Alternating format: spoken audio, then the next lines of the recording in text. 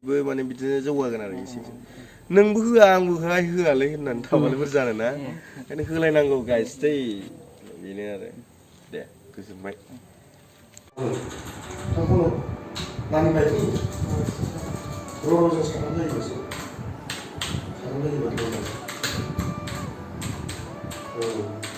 औ बिदि फोरानलांनानै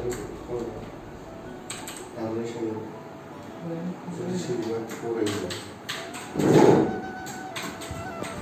So दायो प्रकाशनि रुमाव दङ आङो बे जायगायाव बेनिफ्राय आं बेनि डेस्कटपखौ इउज खालामथ'दोंसै नैबे जे आं इउज खालामगासिनो दं नोंथांमोना माने आङो दा बेयाव खामानि मावगासिनो दं दै साननैसोनि उनाव आङो एनाउन्समेन्ट खालामथारदोंसै बारा दिन गैला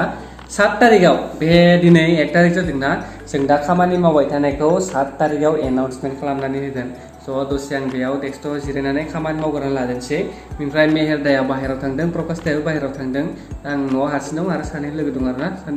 सानै लोगो दं ओमफ्राय आं बेखौ मावग्रोना लादोंसै बेयाव ब्लार नुदों जानांगौ आं नोंथांमोननो बे केमेराजों देखायनानै मा मावगासिनो दं आं बेयो किबर्डआ मोजां आरोना कालार चेन्ज जाबाय थायो हारसिंनो बेनिफ्राय आं बेयाव खामानि मावगासिनो दं दै आं जाखिनि खामानिखौ मावदों बेयाव मावगासिनो दं ओमफ्राय नोंथांमोना साननानै नायबानो जाबाय बेयो मा जाथावथाव ओरैनो साननैसोनि 7 तारिखनि उनाव एनाउन्समेन्ट खालामनानै दोनसै दा साननैसोथ' खालामनो हाया खिन्थु जानायाथ' जाखासिगोन बे 50% खामानि मावबाय जों बेनि सायाव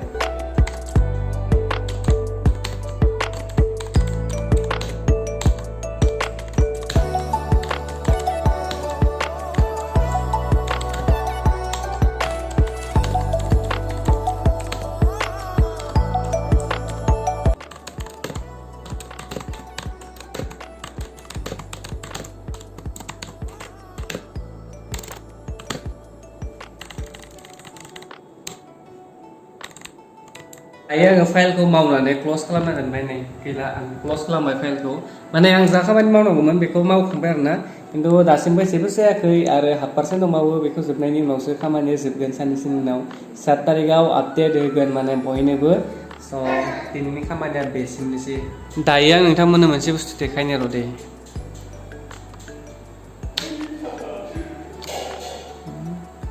दायो आं नोंथांमोननो मोनसे देखायनि आङो आंनि मोनसे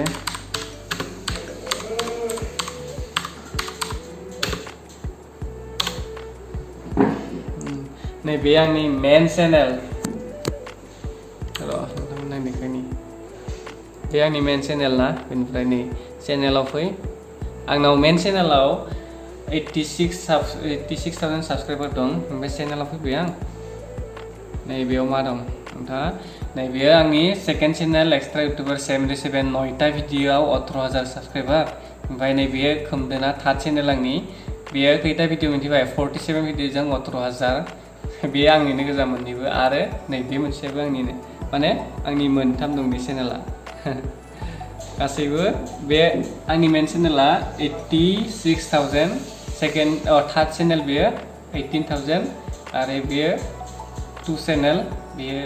सेकेन्ड चेनेल बेयो 18,000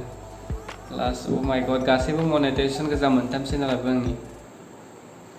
स' दायो जोङो बामोनगाव थांगासिनो दं माखासे खामानिनि थाखाय आं मिन्थिया दे मा खामानि दं आरो बबे जाय बामोनगाव जेखिजाया थांफानांगौ नालाय थांफागासिनो दं जों दा 3 दङ थ' दायो जोङो खासिकत्रा सफैबाय बेनिफ्राय प्रकाश दाया सानसेबो खोथाया बबे जायगायाव लानानै फैयो बेरायबो होआ मोनासो दायो जोङो बामोनगाव सफैबाय औ बबेयाव थांनांगौ जाखो बामोनगाव स' दायो जोङो बामोनगाव बाजार हाबफैदों बेनिफ्राय मा जाहैयो मेहेरदाया मिथिला आरो बेनि दारैसो फैदों आङो आसाया बेनो आंना लास्ट औ जाहोआबाथाय गैला जाहोबाथाय मोनजाबाय आङो मालिका गावसो मा मेहेरदाया जि जाहोगोन बेखौनो जागोन आं दिनै बेहा दिनै बिराद गोरोन्थि दंखायो बेयो जोंनो दायो जाहोखानांगौ जानला बे जोंनो जाहोखानांगौ गाइस नङा मा जाखो स्प्राइट हो दाउदै गोमो खिफिजों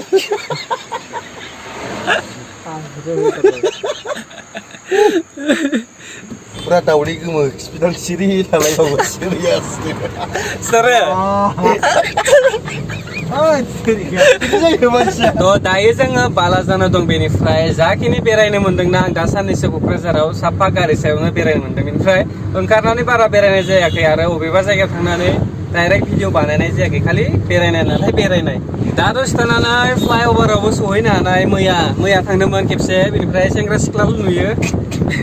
खालि